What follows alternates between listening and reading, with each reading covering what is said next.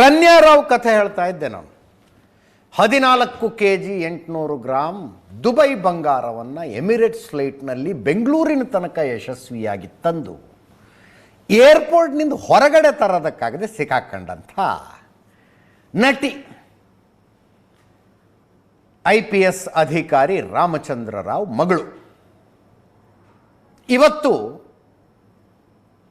Custody ಅವಧಿ ಮುಗಿತು. ಆರ್ಥಿಕ ಅಪರಾಧಗಳ ವಿಶೇಷ ನ್ಯಾಯಾಲಯದ ವ್ಯಾಪ್ತಿಗೆ ಈ ಪ್ರಕರಣಗಳೆಲ್ಲ ಬರ್ತವೆ. ಅಂದರೆ ಇಂಥ ಕೇಸ್ಗಳಲ್ಲಿ ಅರೆಸ್ಟ್ ಆದವ್ರನ್ನೆಲ್ಲ ಪ್ರೊಡ್ಯೂಸ್ ಮಾಡೋದಕ್ಕೆ ಡೆಡಿಕೇಟೆಡ್ ಕೋರ್ಟ್ ಇದೆ, ಒಂದು ಫೈನಾನ್ಷಿಯಲ್ ಅಫೆನ್ಸಸ್ ಕೋರ್ಟ್ ಅಂತ ಕರೀತಾರೆ ಅದನ್ನು. ಆರ್ಥಿಕ ಅಪರಾಧಗಳ ವಿಶೇಷ ನ್ಯಾಯಾಲಯ 3 ದಿನಗಳ DRI ಕಸ್ಟಡಿಗೆ ಈಕೆಯನ್ನು ಅದೇ ಕೋರ್ಟ್ ಕೊಟ್ಟಿತ್ತು. ಇವತ್ತು ಮುಗಿತದ್ರದ್ದು. ಮತ್ತೆ ಕರ್ಕೊಂಬಂದು ಪ್ರೊಡ್ಯೂಸ್ ಮಾಡಿದ್ರು.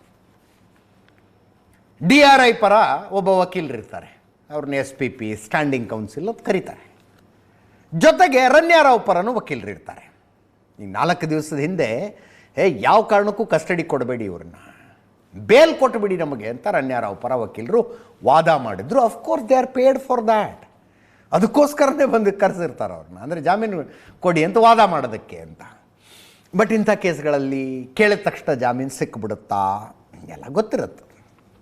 ಅವ್ರು ಹೇಳಿದ್ದು 24 ತಾಸು ಆಲ್ರೆಡಿ DRI ಅಧಿಕಾರಿಗಳು ಇವ್ರನ್ನ ಕಸ್ಟಡಿಲಿ ಇಟ್ಕೊಂಡಿದ್ದಾರಪ್ಪ. ಏನೇನು ಕ್ವಶನ್ ಕೇಳಬೇಕು ಆವಾಗಲೇ ಕೇಳಿರ್ಬೇಕು. ಈಗಿನ್ನು ಮುಂದೆ ಕ್ವಶನ್ ಕೇಳೋದಕ್ಕಿದೆ ಅಂತ ಏನು ನೀವು ಕಸ್ಟಡಿಗೆ ತಗೊಳ್ಳೋದು ಅಂತ. ಇವತ್ತು DRIನವರು ನಮಗೆ ಏನೇನು ಪ್ರಶ್ನೆ ಕೇಳಬೇಕಾಗಿತ್ತು ಕೇಳಾಗಿದೆ, ಕಳಿಸಿ ಇವ್ರನ್ನ ಜೈಲಿಗೆ ಅಂದರು.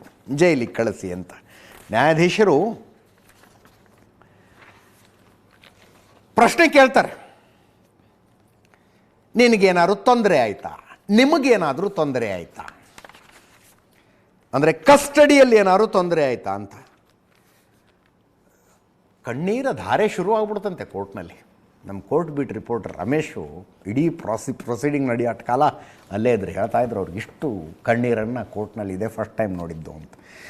ಏನಾದ್ರು ತೊಂದರೆ ಆಯಿತಾ ಕಸ್ಟಡಿಯಲ್ಲಿ ಅಂದ ತಕ್ಷಣ ಸ್ಟಾರ್ಟು ಅಳೋದಕ್ಕೆ. ಅದೇನೋ ಮೆಂಟಲಿ ಇಮೋಷ್ನಲಿ ಪ್ರೋ ಕಿಡ್ ನಾನು ಅಂತ ಹೇಳಿದ್ದು. ನನಗೇನು ಹೇಳೋದಕ್ಕೆ ಸಾಧ್ಯ ಆಗ್ತಿಲ್ಲ ಅಂತ ಹೇಳೋದು ಅಳೋದು. ಅದು ಎಷ್ಟು ಕಣ್ಣೀರು ಹರಿತು ಅಂದರೆ ಒಂದು ಹಂತದಲ್ಲಿ ನ್ಯಾಯಾಧೀಶರೇ ಹೇಳಿದ್ರಂತೆ, ಪ್ಲೀಸ್ ಕಂಟ್ರೋಲ್ ಯುವರ್ ಸೆಲ್ಫ್ ಅಂತ ನ್ಯಾಯಾಧೀಶರು ಹೇಳಿದ್ರಂತೆ. ಆ ಪರಿ ಹತ್ತಿತ್ತು. ಅಂದರೆ ಬೇಸಿಕಲಿ ಇದನ್ನು ಸರಳವಾಗಿ ಹೇಳ್ಬೇಕಂದ್ರೆ ನ್ಯಾಯಾಧೀಶರು ಕೇಳ್ತಾರೆ, ಕಸ್ಟಡಿಲಿ ಏನಾದ್ರು ತೊಂದರೆ ಕೊಟ್ರಾ ಅಂತ. ತೊಂದರೆ ಕೊಟ್ರಾ ಅದರ ಅರ್ಥ ಹೊಡೆದ್ರಾ, ಬಡದ್ರಾ, ಏರೋಪ್ಲೇನ್ ಹತ್ಸಿದ್ರಾ, 3rd ಡಿಗ್ರಿ ಟ್ರೀಟ್ಮೆಂಟ್ ಕೊಟ್ರಾ ಅಂತ ಕೇಳೋದು. ಕೇಳಿದ್ದೇ ಸಾಕು ಅಂತ ಈ ಹೆಣ್ಮಗಳು ಸಾರ್ ತುಂಬ ಪ್ರಶ್ನೆ ಕೇಳಿದ್ರು ಅಂದ್ಲಂತೆ. ಎಲ್ಲರೂ ನಕ್ಕಿದ್ದಾರೆ ಅಲ್ರಿ ಕಸ್ಟಡಿ ಕೊಡೋದು ಕ್ವಶನ್ ಕೇಳೋದಕ್ಕೆ. ಆಮೇಲೆ ನ್ಯಾಯಾಧೀಶರು ಕೇಳಿದ್ರಂತೆ, ಇಲ್ಲಮ್ಮ ಫಿಸಿಕಲಿ ಏನಾದ್ರು ಟಾರ್ಚರ್ ಕೊಟ್ರಾ ನಿನಗೆ, ದೈಹಿಕವಾಗಿ ಹಲ್ಲೆ ಮಾಡಿದ್ರಾ, ಹೊಡೆಯೋದು ಬೈಯೋದು ಏನಾದ್ರು ಮಾಡಿದ್ರಾ ಅಂದರೆ ಇಲ್ಲ ಹಾಗೇನು ಮಾಡಿಲ್ಲ. ಫಿಸಿಕಲಿ ಥ್ರೆಟ್ ಏನಾದ್ರು ಆಯಿತಾ ನಿಮಗೆ ಅಂದರೆ ಫಿಸಿಕಲ್ ಥ್ರೆಟ್ ಆಗಿಲ್ಲ, ಆದರೆ ಹಾಗೆ ಮಾಡ್ತೀವಿ ಹೀಗೆ ಮಾಡ್ತೀವಿ ಅಂತ ಹೆದರಿಸಿದ್ರು ಅಂತ.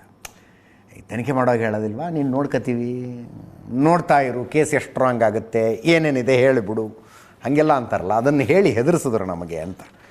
ಅದಕ್ಕೆ ಒಂದು ಹಂತದಲ್ಲಿ DRIನ ತನಿಖಾಧಿಕಾರಿ ಇದ್ರಂತೆ. ಇದೆಲ್ಲ ನಡೀತಿರುವಾಗ ಆಯ್ತಮ್ಮ ನೀ ಕೂತ್ಕೋ ಅಂದ ತಕ್ಷಣ ಈ ರನ್ಯಾರಾವ್ ಹೇಳಿದ್ಲಂತೆ, ನೋಡಿ ಸರ್ ಮತ್ತೆ ಹೆದರಿಸ್ತಿದ್ದಾರೆ, ನನಗೆ ಕೂತ್ಕೋ ಅಂತಿದ್ದಾರೆ ಅಂತ. ಆ ಲೆವೆಲ್ಗಾಗಿದೆ ಇವತ್ತು ಕೋರ್ಟ್ ಹಾಲ್ನಲ್ಲಿ. ತನಿಖಾಧಿಕಾರಿ ಹೇಳಿದ್ರು, ಪ್ರಶ್ನೆ ಕೇಳಿದ್ದಕ್ಕೆ ಬೆದರಿಕೆ ಅಂತಿದ್ದಾರೆ ಇವರು, ಈಕೆ ತನಿಖೆಗೆ ಸಹಕಾರ ಕೊಡ್ತಾ ಇಲ್ಲ, ಸಾಕ್ಷ್ಯಗಳೇನು ಸಿಕ್ಕಿದಾವಲ್ಲ ಅವನ್ನ ತೋರಿಸಿ ನಾವು ಉತ್ತರ ಕೇಳಬೇಕು, ಅಂಥ ಪ್ರಶ್ನೆಗಳಿಗೆ ಉತ್ತರ ಕೊಡೋದಕ್ಕೆ ತಯಾರಾಗಿಲ್ಲ, ತನಿಖೆ ಹೆಂಗೆ ನಡೆದಿದೆ ಅನ್ನೋದನ್ನು ವಿವರಿಸೋದಕ್ಕೆ ನಮ್ಮ ಹತ್ರ CCTV ಫುಟೇಜ್ ಇದೆ, ಅಂದರೆ ಆನ್ ಕ್ಯಾಮ್ರಾ ನಡೆದಂಗೆ ನಡೆದಿದೆ ಈ ಪ್ರೊಸೀಡಿಂಗು. ಆ CCTV ಫುಟೇಜ್ಗಳನ್ನು ಕೋರ್ಟಿಗೆ ಕೊಡ್ತೀವಿ. ವಕೀಲರು ತನಿಖಾಧಿಕಾರಿಯಿಂದ ತೊಂದರೆ ಆಯಿತು ಅಂತ ಹೇಳುವಂಥ ರನ್ಯಾರಾವ್ ಕಲಿಸ್ಕೊಟ್ಟಿದ್ದಾರೆ. ಅಂದರೆ ರನ್ಯಾರಾವ್ ಪರ ವಕೀಲರು ಮ್ಯಾಜಿಸ್ಟ್ರೇಟ್ ಮುಂದೆ ಹೇಳು ತೊಂದರೆ ಆಯಿತು ಅಂತ ಕಲಿಸ್ಕೊಟ್ಟಿದ್ದಾರೆ.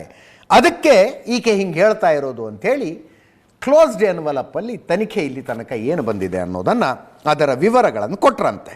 ಇನ್ನು ಗಿರೀಶ್ ಗೌಡ ರನ್ಯಾರಾವ್ ಪರ ವಕೀಲ, DRI ತನಿಖೆ ಸಂದರ್ಭದಲ್ಲಿ ಪಬ್ಲಿಕ್ ಪ್ರಾಸಿಕ್ಯೂಟರ್ ಇದ್ದರು, ಅವರ ಎದುರಿಗೆ ಯಾಕೆ ತನಿಖೆ ಮಾಡಬೇಕಾಗಿತ್ತು ಅಂತ ಕೇಳಿದ್ರು.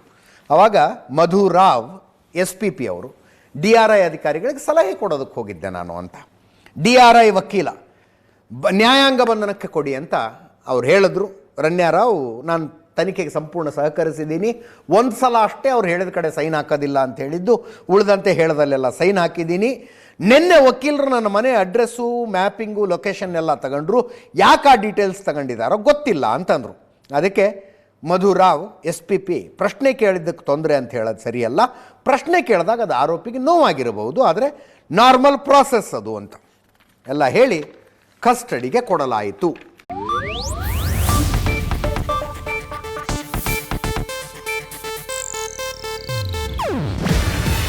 ಇದು ಏಷ್ಯಾನೆಟ್ ನ್ಯೂಸ್ ನೆಟ್ವರ್ಕ್ ಪ್ರಸ್ತುತಿ. ನೀವು ನೋಡ್ತಿದ್ದೀರಾ ಏಷ್ಯಾನೆಟ್ ಸುವರ್ಣ ನ್ಯೂಸ್.